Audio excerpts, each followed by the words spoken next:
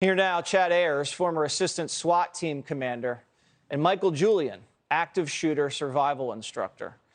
All right, Chad, in terms of the proper protocol, from what I understand, waiting an hour is not it. Aren't you supposed to run right towards the fire and eliminate the shooter as fast as humanly possible?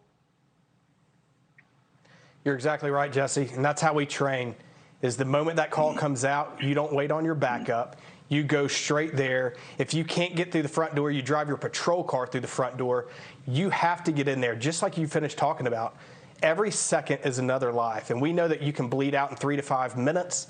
It's absolutely devastating, and it looks like once they got in there, they got hung up at a door. There's reports talking about, that they needed a key, and they couldn't get a key. Look, there's Knox boxes for firemen to get in.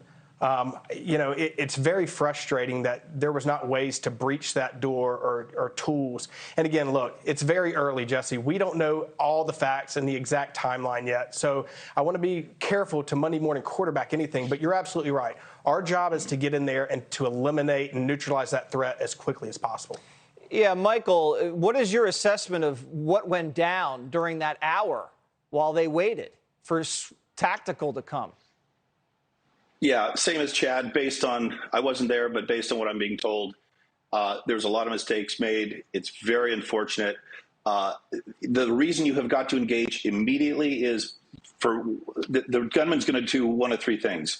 Re-engage the law enforcement. They're going to try and escape, but more often than not, they're going to kill themselves. But either way, whatever they're doing, they're now not trying to kill innocents. So the sooner you engage and get in there and make that happen, the sooner the thing's going to end. Chad, I imagine there was a window in the classroom. I mean, it's a first-story building. All these classrooms have at least one window. Would someone have thought maybe just to circle around to the outside, probably while the shooter's focused on the door, and maybe try to get a shot through the window? Because the kids are short and they're on the ground. And this guy's 18, he's tall, his head's sticking right out. Why couldn't you just put one right through his head through the window? Well, that's what I'm having trouble understanding, because there are reports out there, Jesse, where they were breaking windows to get other students out. Why weren't they breaking the window, to get those students out or to take a shot to eliminate that? Here in the upstate of South Carolina, many of the schools have numbers on the exterior windows. And that is for that reason, for law enforcement to be able to see and know what room they're in from the outside, and hopefully be able to breach that window and take a shot and end this thing as quick as possible. Michael, what else tactically went wrong here besides the waiting around? So he crashes his vehicle. Police are aware about the grandmother being shot in the face. He's firing rounds at a funeral home across the street. He's ripping off rounds into the school as he walks in. There's a 12-minute gap right there before he even enters the school. What else do you have to say? Well, from what I understand from somebody that was in the governor's briefing initially, they actually had gotten word the grandmother was successful in calling. They knew and sat on the information and did not immediately act and shut the school down. That's how he was able to actually gain entrance to it. Then not going in immediately.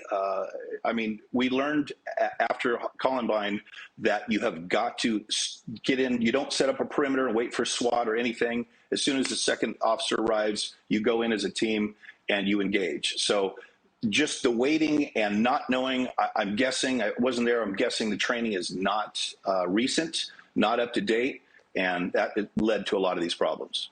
Yeah, Chad, isn't that the lesson after Columbine? You don't wait for tactical, you go in right away. I mean, shouldn't that bit have pounded into their training manual? I mean, from the jump? Columbine was in 1999. Exactly. That's where tactics started to change. Let's take Columbine out of it and look at the Parkland shooting. We saw the results that happened there at Parkland, what happens when you stand outside. And now here we are in 2022, and we're still seeing this. This is what we sign up for, is we have to go towards the sound of gunfire and put our lives ahead of anybody else's.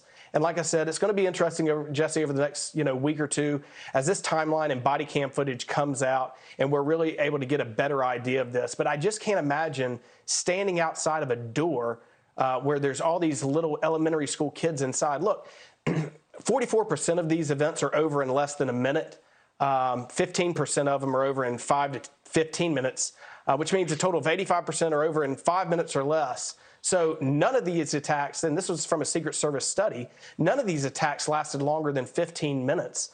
So I agree with Michael. It appears to be a training scar somewhere. Yeah, I mean, at least you got to get into the door just to give aid to the kids who were bleeding out. I mean, just that alone to rescue the kids who were already shot just makes your heart break. All right, Chad, Michael, thank you guys for sharing your expertise with us. We really appreciate it.